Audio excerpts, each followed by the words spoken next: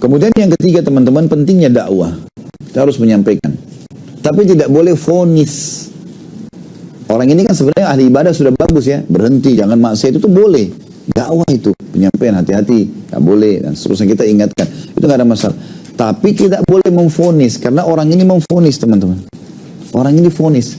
Waktu dia sudah ingatkan 2 kali saudaranya ini, berhenti, jangan buat maksiat. Orang itu lalu membantah. Saudaranya membantah, mengatakan, apakah kamu diutus oleh Allah untuk mengawasiku? Gitu kan? Karena rupanya dakwanya ditolak, dia marah nih. Kau tidak akan masuk surga, Allah tidak akan ampuni kau. Bahaya kalimat vonis ini yang tidak boleh. Nggak boleh sama sekali. Beda kalau kita sampaikan gini, kalau misalnya kamu tetap dalam kemaksiatanmu, bisa kamu dihukum oleh Allah. Bisa, itu kuasa Allah, itu lain.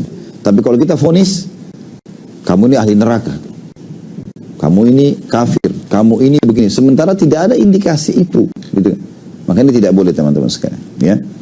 Makanya dari awal tadi saya bilang rahmatnya Allah luas sekali dan kita harus menggunakan kalimat-kalimat optimis. Banyak orang tua anaknya nakal gara-gara kalimat lisan dia. Anak saya ini susah sekali diatur. Ya jadi tambah susah lah diatur. Ya Allah berikan hidayah anak saya. Nak semoga Allah ubah kamu supaya mudah diatur. Kalimat yang baik. Kenapa harus kalimat yang buruk? Gitu kan? Saya menyesal nikah sama kamu. Menyesal terus nanti. Kenapa harus bilang kalimat menyesal? Saya menyesal beli mobil ini, menyesal beli rumah ini. Kenapa harus menyesal? Qadarullah ma syaa fa'al. Mau lebih baik, ubah lebih baik. Tidak usah banyak ngomong. Langsung aja kita praktek, ya. Itu lebih baik. Dan ini yang penting harus digarisbawahi. Di sini teman-teman sekalian, tidak boleh memvonis orang adalah sebuah hal yang dititik beratkan. Ini yang menjadikan dia sebagai dosa besar. Memvonis. Tadi kan judulnya peringatan terhadap orang yang menjadikan orang lain putus asa. Kau tidak akan diampuni. Apa yang terjadi di sini? Kata Nabi SAW pada saat keduanya direnggut nyawanya, sebagian ulama hadis mengatakan Allah dengan kemahakuasaannya membuat bersamaan mati. Yang ibadah sama ahli maksiat. Lalu ahli ibadah ini malah akan dihukum oleh Allah. Kata Allah SWT, apakah kau mau mengajariku? Atau kau ya ingin menguasai, ya, berkuasa atas apa yang ada di tanganku? Bisa kau yang tentukan orang di surga atau neraka? Gara-gara itu Allah mengatakan kepada ahli maksiat, pergilah ke surga dengan rahmatku.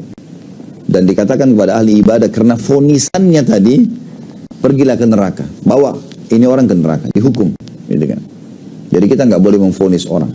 Kalau ada orang kurang ibadahnya teman-teman depan mata kita, kita mengatakan, semoga Allah berikan hidayah. Alhamdulillah saya tidak seperti dia. Boleh. Tapi jangan fonis. Selama dia belum meninggal. Karena subhanallah rahmat Allah luas. Ada orang sebelum menghembuskan nafas terakhir taubat kepada Allah. Baik Ustaz, ada orang keluar dari diskotik tabrakan, mati. Ya. Dalam keadaan dia muslim.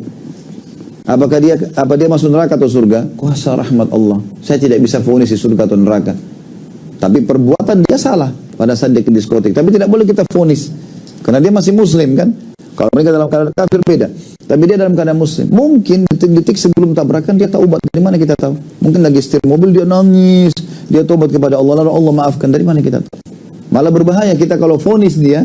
Kita yang bisa kena kan? Tidak boleh kita memvonis ini.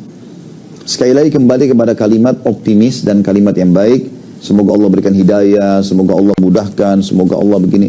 Biasakan kalimat itu teman-teman sekalian. Ya. Kita lagi sakit pun semoga Allah sembuhkan dan